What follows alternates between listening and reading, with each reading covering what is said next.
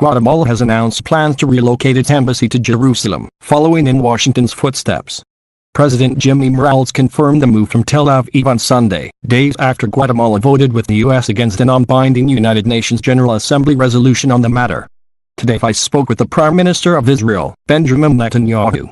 We're talking about the excellent relations that we have had as nations since Guatemala supported the creation of the State of Israel, Morales said in a Facebook post on Sunday. One of the most important topics was the return of the embassy at Guatemala to Jerusalem. So I inform you that I have instructed the Chancellor to initiate the respective coordination so that it may be. Israeli Foreign Ministry spokesman Emmanuel Nezon welcomed the move and expressed gratitude, describing the move as an important decision in a Twitter post on Thursday. Guatemala, the U.S., Israel, and 6 other countries voted against the resolution at an emergency and General Assembly meeting, which declared Washington's move as null and void.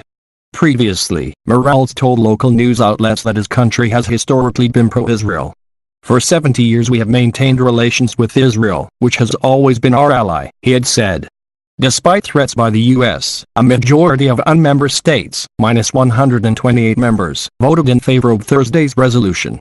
Widespread protests on December 6. U.S. President Donald Trump announced that the U.S. recognized Jerusalem as the capital of Israel and said his administration would be moving its embassy from Tel Aviv to the Holy City, prompting international condemnation and widespread protests across the world. Currently, there are no embassies in Jerusalem.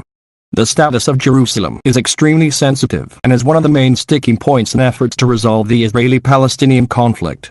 Palestinian leaders want to occupy the East Jerusalem as the capital of a future state, while Israel says the city cannot be divided.